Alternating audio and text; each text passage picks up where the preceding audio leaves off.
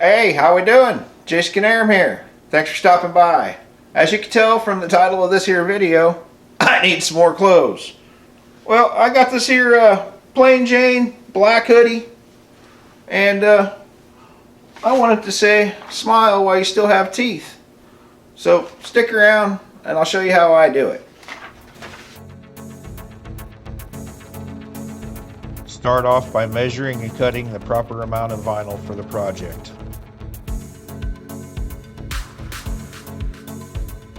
Make sure the shiny side of the vinyl is face down. I find it easier applying the vinyl to the cutting mat by rolling it up.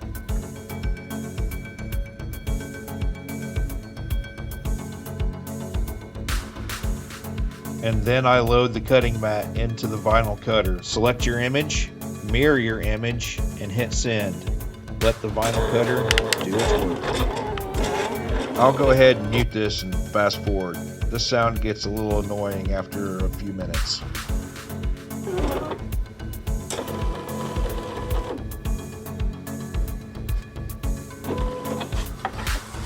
I don't know why, but I find it easier to flip the cutting mat over and peel the mat away from the vinyl. This is called weeding, the most tedious part about vinyl work, which is removing the unwanted vinyl.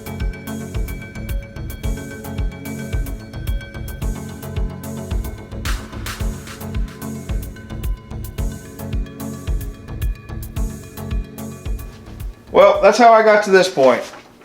I got this cut out, and I've got some other little things cut out.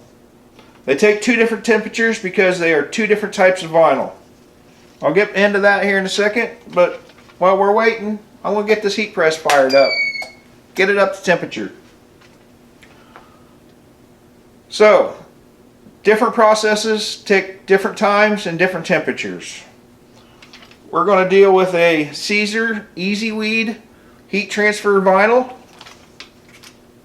And we're going to deal with a StarCraft Stretchable heat transfer vinyl. The original one is 305 degrees for 15 seconds on a medium press. The stretchable is 320 for 20 seconds. And then we have sublimation, which is 400 degrees for 60 seconds. I'm not going to do any of that today, but in order to get this up to temperatures, I'm going to do this in different orders. We got a little bit before this is ready, so I'll be back with you in a second. Alright, this is getting close, so let's talk about some ways that people make shirts. Like this fine shirt right here. This is a kind of a thicker cotton t-shirt. It's a good t-shirt. It's going to last forever. It's been silk screened. So they'll make this little print here. It's two different colors, so it's two different prints. They'll flood it with ink. They'll put it on something very similar to this, maybe even this type of board here, because that's what this is for. You'll put your shirt over it and you'll flood it with ink and it'll come out. You can feel the difference. It's a little rough textured. Another way that I do it, sublimation. It's a printable ink and you press it into the shirt. You can't feel it, but it's got to be a polyester shirt, otherwise it won't work, which makes it kind of expensive.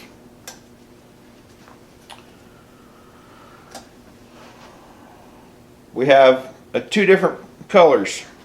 I believe the way this feels, actually I'm not quite for sure, but I believe this is the silk screen also. It's painted three colors, a red, a white, and a green. So it's three different layers, boom, boom, boom. You could do the same thing with vinyl, different colored vinyl. You could press it with a green, you could press it with a white, and then press it with a red. You got your layered effects. Then you have what is printable vinyl. Not very stretchy, but you can print whatever you want on it and it presses on. I haven't played with this yet, so I don't know the temperatures or the times. I did buy some, but like I said, I haven't played with it yet. Give me time. Alright, now we'll get into my shirts. These are things that I've made myself. This vinyl right here, you can feel it. It creases a little bit. It's kind of slick. Because there's not very much of it, your shirt stretches just fine. Looks good. Nice shirts. This is like a 50-50 blend or something like that. Nice shirts. Here's another case. So, when you get into thick vinyl, this doesn't want to stretch. It feels kind of plasticky. I don't know. I got some new stuff. We're going to play with it. Alright, we're up to temperature. Let's get this vinyl out of the way. I'm going to do a couple of these here dishcloths. I called them puke rags for the prior meetup. I was just joking around, and you know what? They were needed. We're going to put that right there. And I have lost my sheet. Hang on just a second. Put this sheet over it.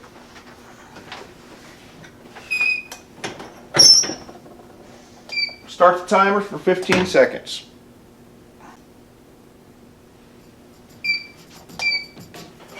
Open it back up.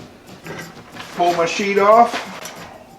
I like to double press all my stuff just to make sure it sticks. Keep a little tension on it. Pull it down.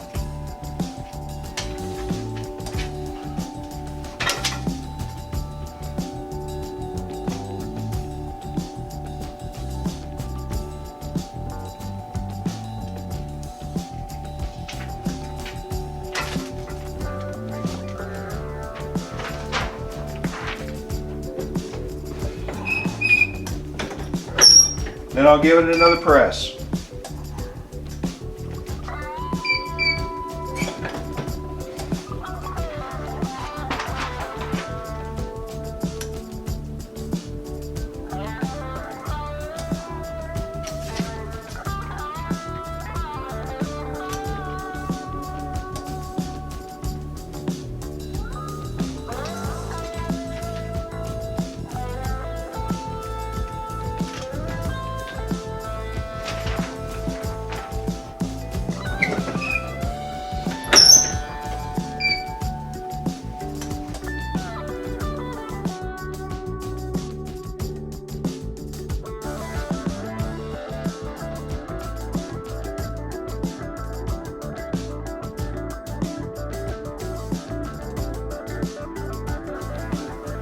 Couple puke rags that are done.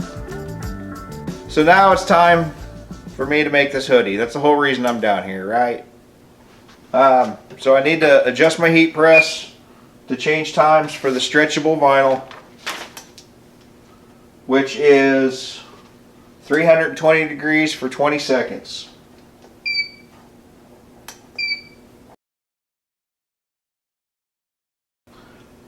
Well, as this gets up to temperature, I'll go ahead and get the hoodie set up. So because I have all my stuff, I went ahead and got this piece. It's for silk screening. This is what you put your shirts on, and then you drag your ink across it.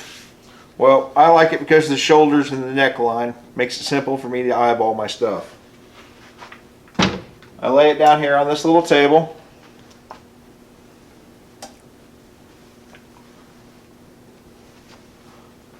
I find my hood, I grab my two seams.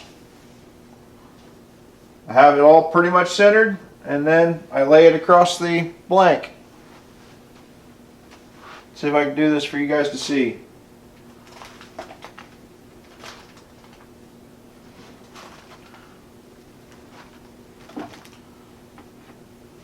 Sorry guys, I'm a little limited on space. Let's try to put it up here for you. Basically all I tried to do is center between this seam here and the edges of the board, and down at the armpits and the edges of the board. And because this is a hoodie, I have a straight line to go off down here. See how that's centered? We're good to go. I see some lint on this, so I keep a lint roller around. I like to take whatever I'm printing, fold it in half, find the center, Just put a little bit of a crease so I have something to visually eyeball. I know where the center of this is. I want to bring it up just a little bit.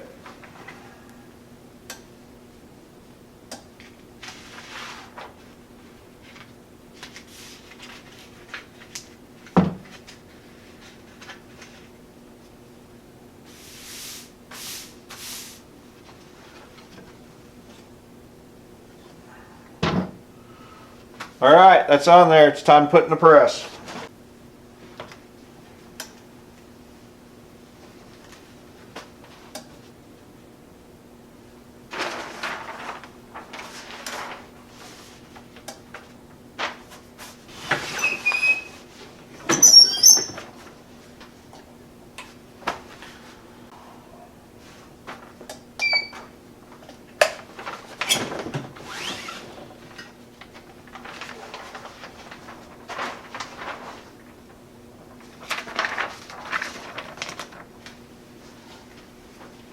See what we got here.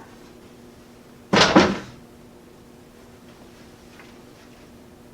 think I'm gonna like that. Man, that's really stretchable. Still got the little plasticky feel, but oh my, that is very stretchable. You know what? I can't just leave it like that. We're gonna add some stuff to the sleeves. I cut out a U2 logo. And of course, we got to put that on there too.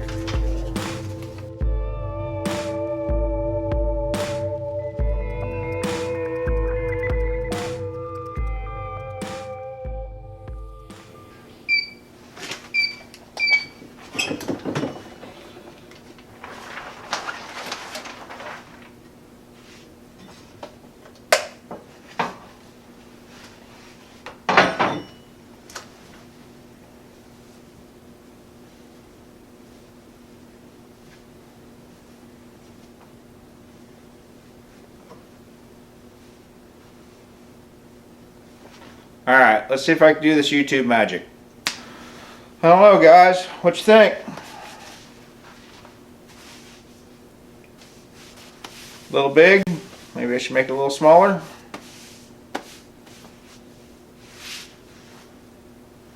Step back a little bit. How about that? Does that look better? Like that?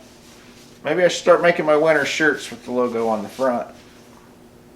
Except for the pocket tees. Yeah, I always put the pocket tees, this logo on the back, my logo on the front. I appreciate everybody that's sticking around, watching my videos, leaving comments. Good, bad, thumbs up, thumbs down. I'll take it.